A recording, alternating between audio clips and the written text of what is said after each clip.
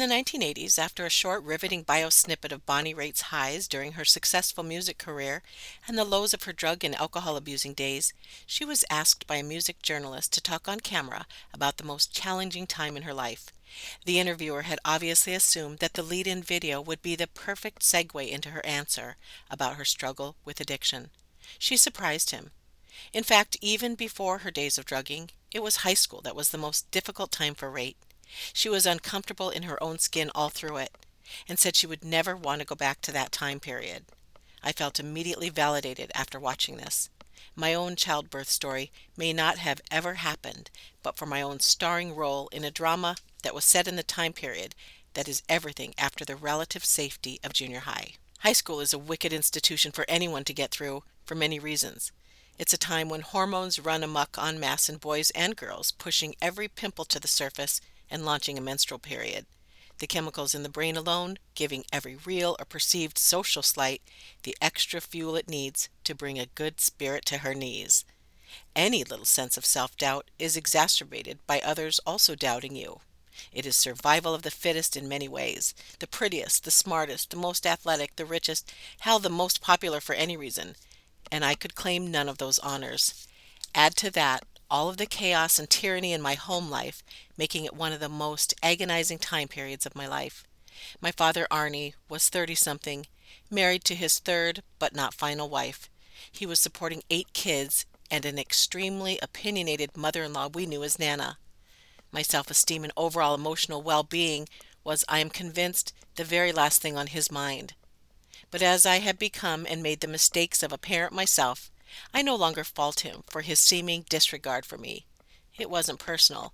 He was just spread much too thin to give the consistent dad and mom support that I desperately needed.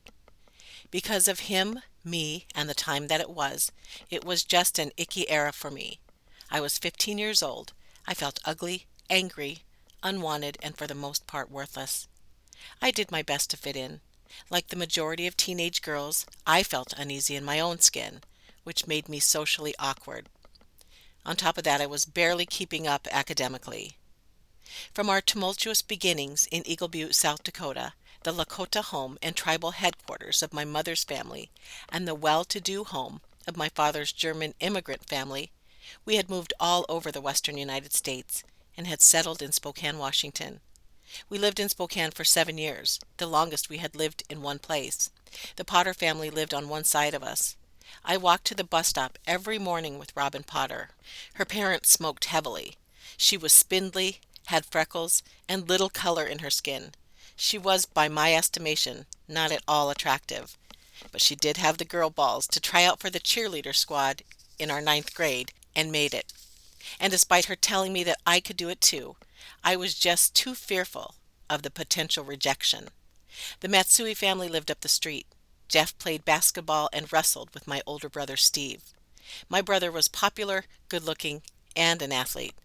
I was able to milk my association with him for about a year before he dropped out of high school and left for the U.S. Navy.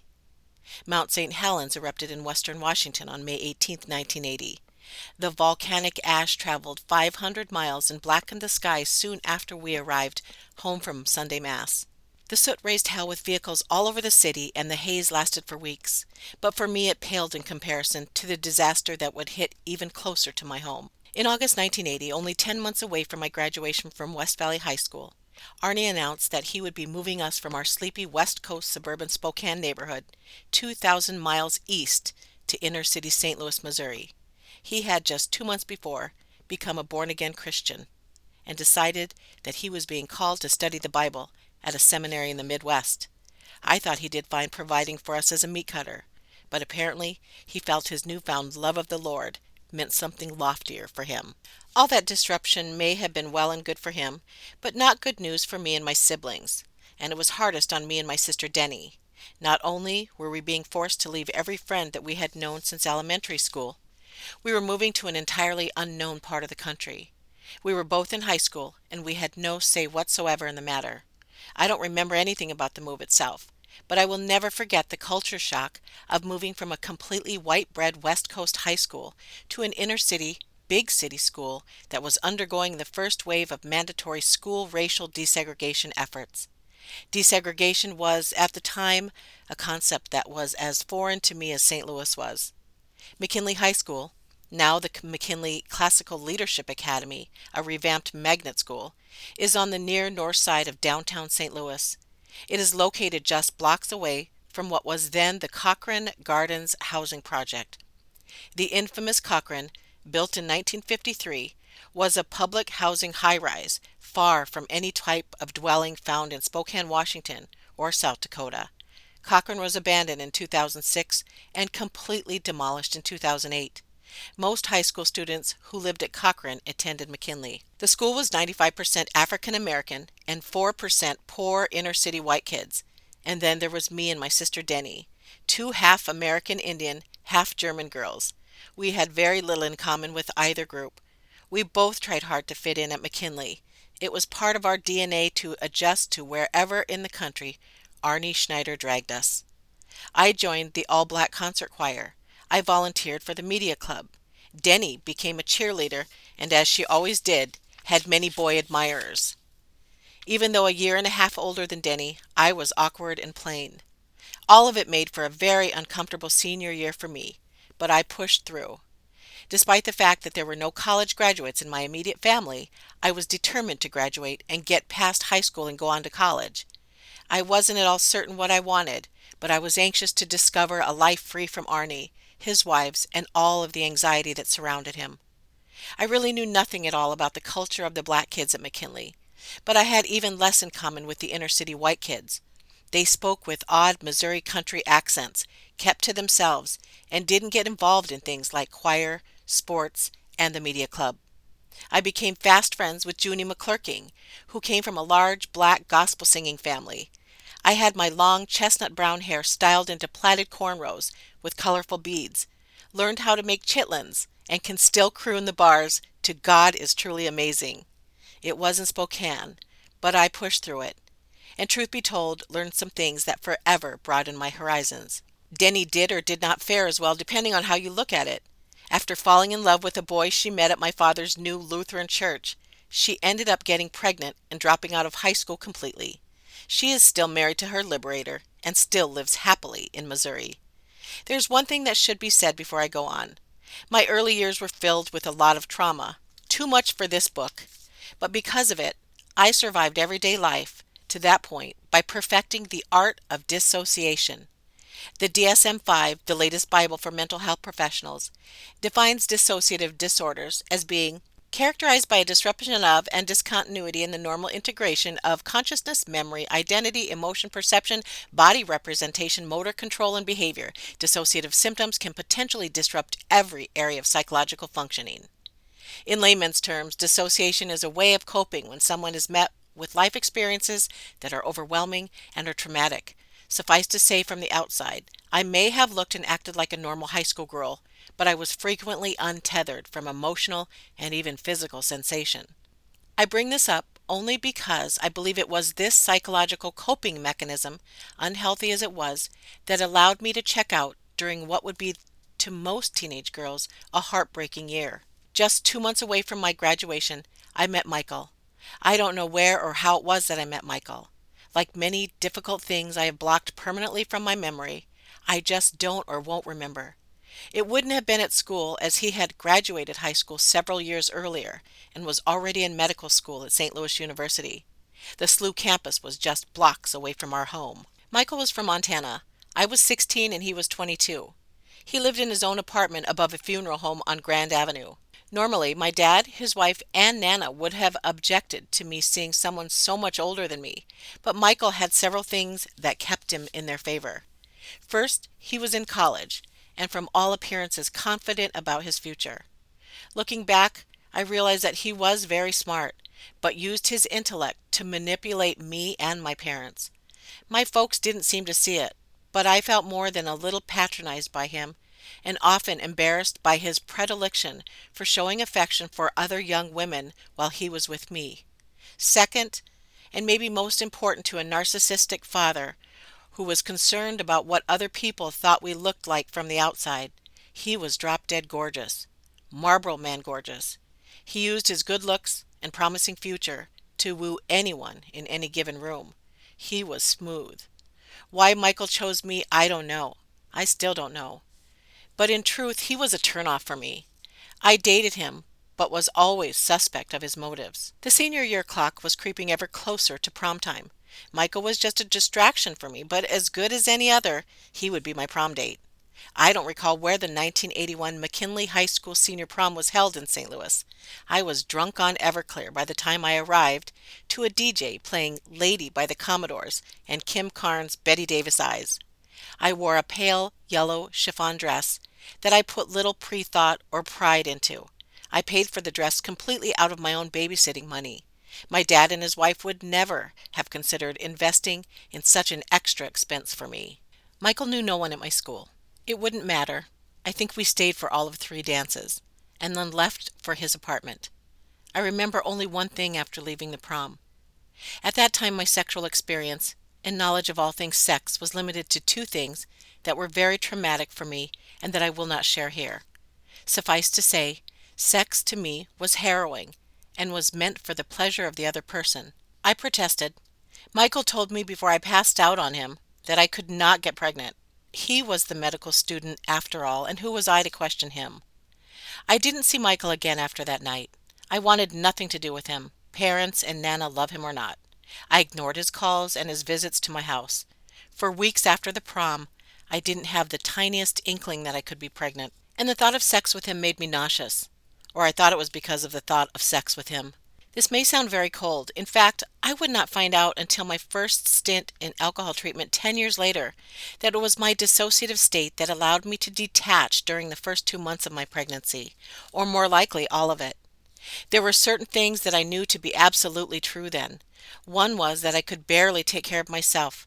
I had no comprehension of, desire for, or ability to raise a child on my own. Second, it was unthinkable to me, the idea that a child on the way, or anything else, would force me to remain with Arnie and another one of his wives for 1 day more past high school graduation. I would not keep the child. If it did not go away on its own, and I begged God that it would, I would get rid of it. And I almost made it happen. I almost made the bus for Kansas City, Missouri, just 4 hours west, to a place where it was legal for me to get an abortion. I was 12 weeks along in my pregnancy and held out believing it was true for as long as I could without having my family know. Somehow, Arnie found out, and on the very morning that I was leaving on the Greyhound bus from St. Louis to Kansas City, he called me into the family room and asked me if it was true. There were a couple times in my early life when my father showed incredible kindness. That morning was one of them. Though there was a lot of silence between us that morning, he said that if he would have had an abortion when I was conceived, he would not have ever had me in his life. I think I was more surprised at his expression of affection for me than his desire that I not follow through with an abortion. I didn't get on the bus. I didn't have an answer. I hadn't changed my mind about not keeping the baby. At the time, I was babysitting for a married couple, Don and Agnes Hunsaker. They lived across the street from us on Russell Avenue. He was an attorney and she a yuppie stay-at-home mom. My sister and I both babysat for them at least 1 night a week. When they heard from my stepmother that I was pregnant and not wanting to keep my baby, they invited me over for a visit. They wanted my baby, not for themselves. They had friends who were wanting to adopt a baby after failing to conceive on their own. I don't remember, but I am fairly certain that my response was probably, "Okay," just like that. Now, I just had to check out for the remainder of my pregnancy, and then it would all go back to the way it was. I was skinny growing up. In the 6th grade, I was called Olive Oil. Yeah, like Popeye's waif-thin girlfriend. Today, I would pay to have a body like that. But then, it made me feel self-conscious and homely. I was able to hide my baby bump until I was nearly 7 months along. Not that anyone was watching or asking. After graduating from McKinley, I had very little contact with any of the friends I had made since arriving in St. Louis 9 months earlier. I didn't drink alcohol, but weirdly, I had never smoked cigarettes and still had intense cravings for ashtray ash after the morning sickness subsided. I didn't give in to the powerful urge to lick the silvery gray residue when I would pass by glass ashtrays. I learned later that this was more than likely due to a mineral imbalance. The months passed. I kept to myself and my dad's house. I visited a prenatal clinic twice during my pregnancy, Once to confirm I was pregnant, the second at about 6 months when I was scolded by the doctor for not coming in regularly and promising and lying that I would be back. I did what I could mentally and physically to ignore the new life growing inside me. At about the time that I had visited the doctor for the second and final time, the private adoption being arranged by the Hunsikers hit a big snag. The state of Missouri had outlawed private adoptions, adoptions that would allow an individual to legally turn over custody of a child. Child licensing agencies such as Lutheran and Catholic Social Services and or the Division of Child and Family Services did have the authority to arrange a legal adoption. In theory, it makes sense. This allows for proper vetting for adoptive families and deters nefarious transactions for people who are desperate for a child of their own, and I suppose in this day and age, the prospect for human trafficking. My goal was to go dark for the remainder of my pregnancy, and once the baby was born, bolt. I dreamt only of college. Soon I would be free of Arnie, his wife, and her mother, who always resented me and my sister Denny and my brothers Tony and Steve for being part Indian. Or maybe just for being with Dad before she was. I don't know. In her defense, it could not have been easy to be married to Arnie Schneider during his early years and being a stepmother. I saw more of the St. Louis Lutheran and Catholic Social Services than I did the St. Louis City Hospital OBGYN. I learned about the bureaucracy involved in handing over a life to strangers. Because I was relinquishing the rights to mother my child, the social service people were obligated to reach out to Michael as well. I was 8 months along when I was called in by one of the agencies. I do not remember which. I didn't care. They were all yucky people. They advised me that after contacting Michael, he had expressed interest in keeping the child if I were going to give it away. The thought of that was absolutely unacceptable to me. The baby should go. He should go. It should all just go away. My parents called the Hunsikers for legal advice. The answer we received was unexpected. They had friends who had given up trying to adopt a newborn and instead adopted 2 older children.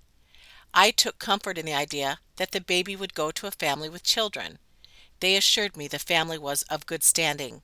It would not be legal for me to go through with a private adoption, and I could be charged with child abandonment. I did not want the child. I did not want Michael to have the child. I would risk becoming a criminal. It was settled. I would have the baby. As far as the world knew, I would take the baby home and raise it. In truth, my parents would hand the baby off to strangers, but I was confident that they were good strangers. The Hunsikers were good people. The day I went into labor was like any other. I have blocked much of it out, but here's what I do remember. The date, March 15, 1982, the Ides of March. My water broke in my bed sometime in the early morning. Because it was my father who raised me, it was he who fielded all of the female questions that I had. He served as my mother and my father during times when there wasn't a stepmother or girlfriend in the picture. I had asked him once, when I was 9, what it felt like to have a baby. He said, "Like you're pooping a couch." That morning, I wondered if it could be truly as painful as all that. The place. The old City Hospital of St. Louis. Today, the antiquated high-rise has been transformed into luxury condominiums for women who may never have had the anxiety of birthing a child they would never see again. It was a rough labor, and I have a low threshold when it comes to pain. As I was screaming, one of the delivery room nurses/Catholic nuns said, "Colette, it's not as bad as all that." It really wasn't until later that I chuckled at how idiotic that proclamation was coming from her. It was as bad as all that, but I got through it. Barely. Still flat on my back, I could see him above me in the round security mirror hanging in the right corner of the ceiling in the delivery room. His skin was red with white chalky splotches of vernix. He had a mop of shiny black curly hair. The nurse announced, 10 pounds. I knew it would be the last glimpse I would ever have of him. My dad Arnie, who could be charming at points, came to the recovery room with a glass dish filled with M&Ms. I spent the night in the hospital. I had asked that I not be allowed to see the baby once it was born. I had to give him a name. It would be Joseph, after my paternal grandfather. I would never call him that. I would never hold him, even once, but he would leave with the name Joseph Schneider. My stepmother carried Joseph out of the front door and down the steps of the hospital and handed the baby to who, I never knew. I assumed it was into the arms of the Hunsikers. I would never see Joseph again, and if I did, he would probably not be called Joseph. I put it all behind me. 1983. I went on to Fontbonne College and the Edward R. Murrow Broadcast Center in St. Louis. After 1 year living in the dorms on the Fontbonne campus, I discovered that I could not afford to live on campus for even one more semester. Sister Mary Charity, my speech coach, suggested I look into a live-in nanny arrangement near campus. In the wealthy neighborhoods of Clayton and Ladue, Missouri, there were many of them. I interviewed with several families, all wealthy, all in homes that I could never have imagined visiting, let alone living in. Ultimately, I chose the Slavin family, or more truthfully, they chose me. It was love at first sight when I met them. Alberta had actually been born and raised in South Dakota, where I was also born. She met Raymond in college. They were energetic, loving, beautiful, and very curious about me. I shared with them few truths about my past. Later, they would often wonder aloud why it was that I had so little to do with my family of origin. It was incomprehensible to them that Arnie would leave me off at college and not check in ever. The Slavins were Jewish, a brand new culture shock for me. They changed the trajectory of my life. Dr. Raymond Slavin was a well-known immunologist who made his mark on the medical world during the beginning of the AIDS epidemic. His wife Alberta was a local CBS television news consumer reporter. They had 3 very successful, educated, and handsome sons who lived away, and one daughter who was exactly my age, but really needed a sister of sorts to stay with her while the Slavins traveled, which was often. And they traveled far, leaving me and Linda in a house with 4 living rooms, a monstrous fireplace, grand piano, and a fountain in the backyard. The Slavins paid my tuition when I was short, which was virtually every semester. They bought me my first car. They counseled me on my GPA and my credit score. They introduced me to classical music, the symphony, and other Jewish people. They took me on family vacations to their vacation home in Hilton Head Island, South Carolina. They hosted the wedding of one of my needy classmates in their extraordinary backyard. It was a poor college girl's dream life. Life was very good with the Slavins. Then, in the first truth is stranger than fiction moment of my life, an almost inconceivable thing happened. It was during my 2nd year living with the Slavins. Dr. Slavin was always looking out for me. One evening at supper, he announced that he had a medical resident that he thought would be a perfect fit for me. The resident was single, originally from the plains like I was, and what he thought I would appreciate most at my age, easy on the eyes.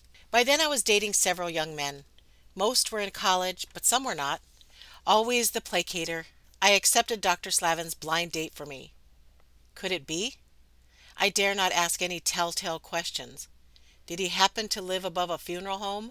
I reasoned that it couldn't hurt to at least meet someone Dr. Slavin thought would be cool.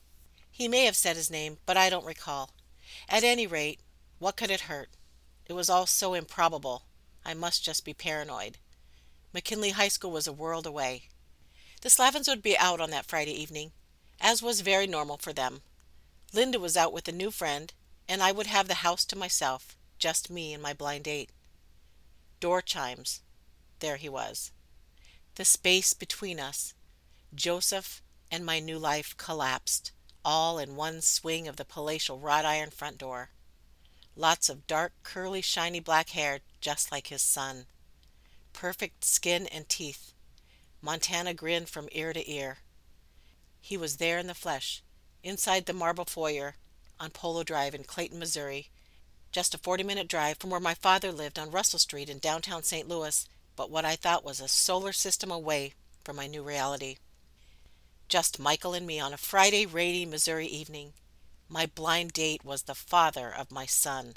As he waited silently in one of the 4 living rooms of the Slavin home, I cracked ice cubes in the kitchen for our iced tea. My spirit left my body. Alone in the house, we talked for what seemed like several hours, but was more likely no more than a half hour, I don't really know. As if nothing had ever happened between us, he suggested we might start seeing one another again. I told him no, and that I had only agreed to see him for the sake of the Slavins, and that I was already seriously involved with a guy who wanted to marry me. The first part was true, the second a complete lie. As I look back, I didn't feel unsafe with Michael that night at the Slavins. I had in truth consented to the intercourse with him on prom night 1981, the night I became pregnant with his child. Ugh, maybe it was because I went into a dissociative state. Maybe I just felt that I deserved the punishment of his company once again. I don't know. The next morning at breakfast, Raymond and Alberta were anxious to hear about my big date with the doctor's very handsome medical resident, Michael. Their wide-eyed, shiny, anticipatory smiles changed instantly to frowns of obvious displeasure when I told them it was fine, he was nice, not really my type, but he was okay, it was okay. I changed the subject and went on with my life. I said no more about it, and they would never know otherwise. I would leave the Midwest after 4 fairy tale years with the Slavin family. I would leave with a dream to do broadcast news. It would be years before even one other soul knew otherwise about the child I gave away.